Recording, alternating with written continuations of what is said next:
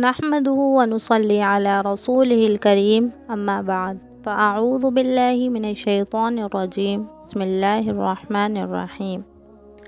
اللہ تعالیٰ کا بہت بڑا احسان ہے کہ اللہ تبارک و تعالیٰ نے ہمیں ایسے موقع، ایسے مہینے اور ایسے دن دیے جس میں ہم اللہ کی عبادت کر کے بہت زیادہ ثواب حاصل کر سکتے ہیں۔ جس طرح رمضان المبارک نیکیوں کا موسم ہے، اس میں روزے فرض کیے گئے، اسی طرح ذی الحجہ کا مہینہ بھی نیکیوں کا موسم ہے، اس میں حج فرض کیا گیا۔ رمضان کے آخری عشرے کی راتیں سب سے زیادہ افضل ہیں، کیونکہ اس میں لیلۃ القدر جو کہ سب سے عظیم رات ہے وہ آتی ہے۔ اسی طرح ذی الحجہ کے شروع کے 10 دن سب سے زیادہ افضل ہیں، کیونکہ اس میں عرفے کا دن جو سب سے عظیم دن ہے وہ آتا ہے۔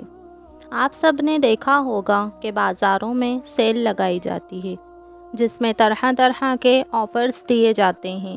زیادہ قیمت کی چیزیں کم میں مل رہی ہوتی ہیں، تو کبھی ایک کے ساتھ ایک فری یا ایک کے ساتھ 2 فری کے آفرز دیے جاتے ہیں، اور آفرز لمیٹیڈ ہونے کی وجہ سے لوگ جلدی جلدی اس سے فائدہ اٹھا لیتے ہیں اور بہت سارا سامان خرید لیتے ہیں۔ ایسے ہی ہمارے مہربان رب نے ہمیں کچھ ایسے دن، ایسی راتیں اور ایسے مہینے دیے کہ ہم ان میں عبادت کر کے خوب ثواب حاصل کر سکتے ہیں، ان سے خوب فائدہ اٹھا سکتے ہیں۔ ایسے ہی ایک آفر ہمیں اللہ نے ذی الحجہ کے شروع کے 10 دنوں میں دیا۔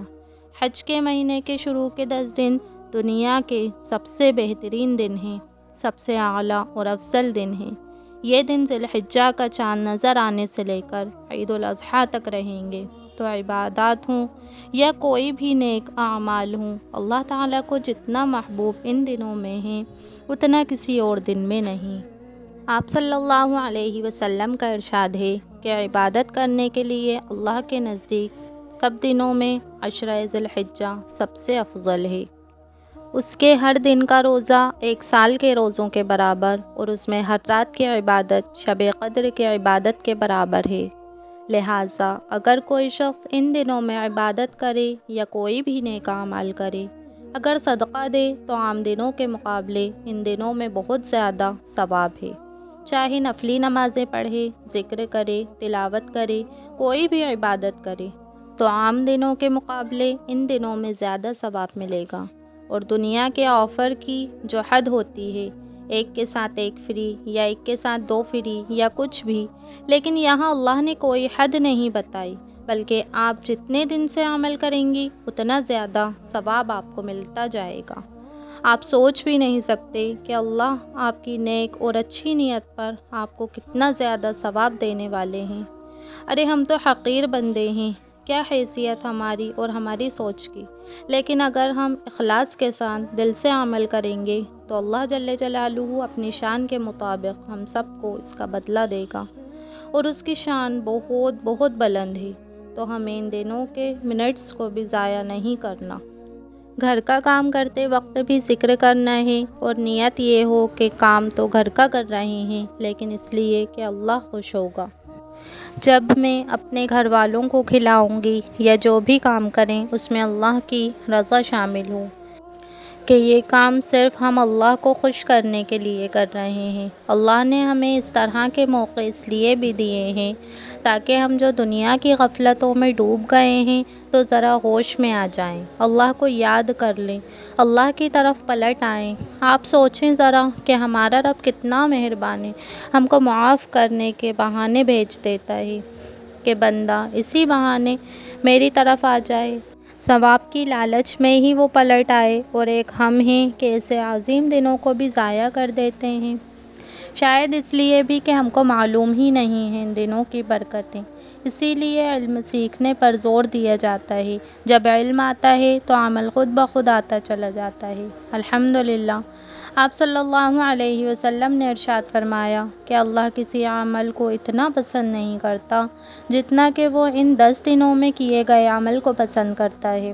اس پر ایک صحابی رضی اللہ عنہ نے پوچھا کہ اللہ کے رسول صلی اللہ علیہ وسلم اللہ کے راستے میں جہاد بھی نہیں؟ آپ صلی اللہ علیہ وسلم نے جواب دیا نہیں، اللہ کے راستے میں جہاد بھی نہیں، سوائے اس شخص کے جو اپنی جان و مال کے ساتھ آگے بڑھا ہو اور پھر واپس نہیں آیا ہو، یعنی وہ گیا اور شہید بھی ہو گیا، اور جو بھی وہ ساتھ لے گیا تھا وہ سب بھی ختم ہو گیا ہو، سوائے اس آدمی کے علاوہ کسی اور آدمی کا عمل اس سے زیادہ محبوب نہیں ہوگا۔ تو ذرا سوچیں آپ کہ جہاد میں نکلنا کتنا بڑا کام ہے، بہت ہمت والے یہ کام کرتے ہیں، تو جہاد میں نکلنا بھی اتنا پسندیدہ نہیں جتنا کہ ان دنوں کا عمل پسندیدہ ہے۔ دیکھیے ہمارے نبی پاک محمد صلی اللہ علیہ وسلم نے اس کی کھول کھول کر اہمیت بیان کر دی، پھر بھی اگر ہم سمجھتے نہیں ہیں، عمل نہیں کرتے، تو ہمارے لیے بہت محرومی، بہت لاس کی بات ہے۔ یہ دن نکل گئے تو آپ اس بڑے آفر سے فائدہ نہیں اٹھا پائیں گے۔ شکر کیجئے کہ ہم کو یہ سب معلوم ہوا، الحمدللہ۔ اگر ابھی تک کچھ عمل نہیں کیا تھا تو اب اسی وقت سے فوراً شروع ہو جائیں، معافی مانگیں اللہ سے اور پلٹ آئیں اللہ کی طرف۔ اب ہمیں ان دنوں میں کرنا کیا ہے؟ ویسے تو کوئی بھی عمل، کوئی بھی نیک کام آپ کر سکتی ہیں، نفلی عبادات وغیرہ، لیکن خاص طور پر ذکر الہی یعنی تکبیرات کا پڑھنا ہے۔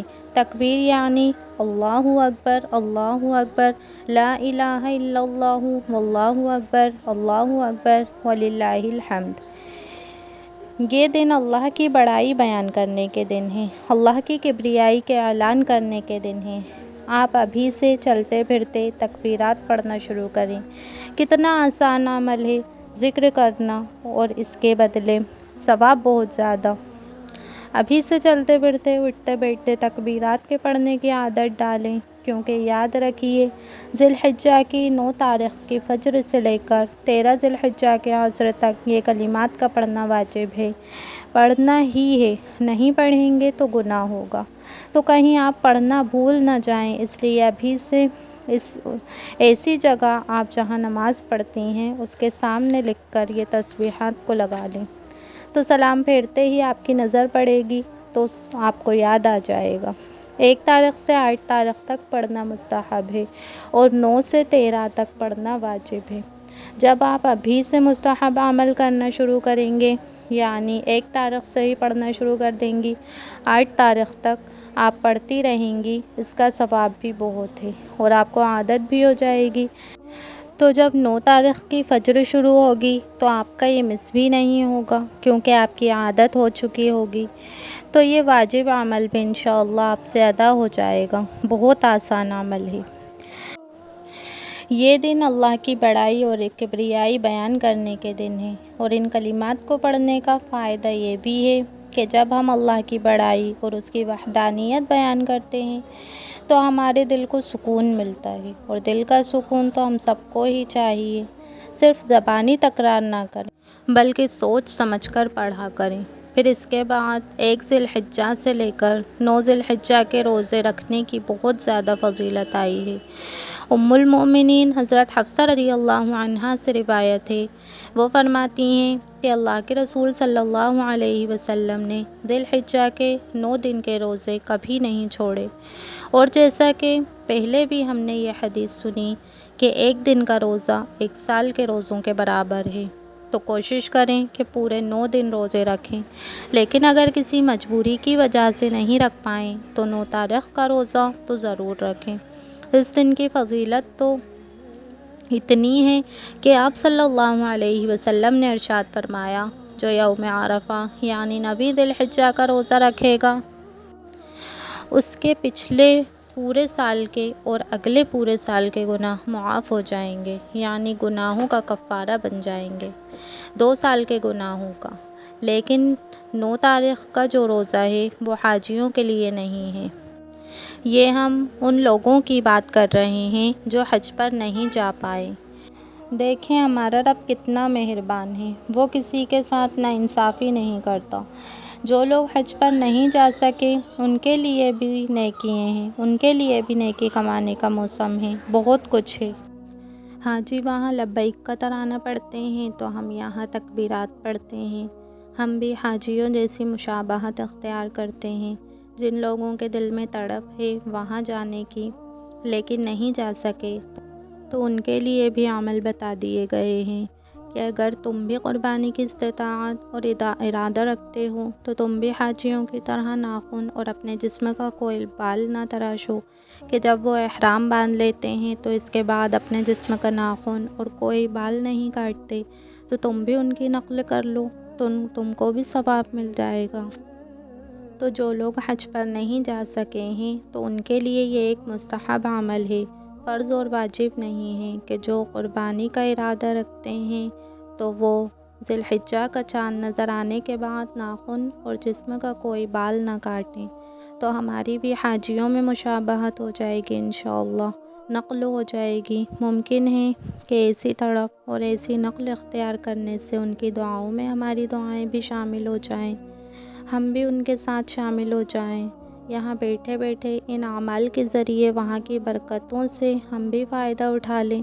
حاجی وہاں قربانی کر رہے ہیں، ہم بھی یہاں قربانی کریں گے انشاءاللہ۔ حاجی وہاں عید منائیں گے، ہم بھی یہاں عید منائیں گے انشاءاللہ۔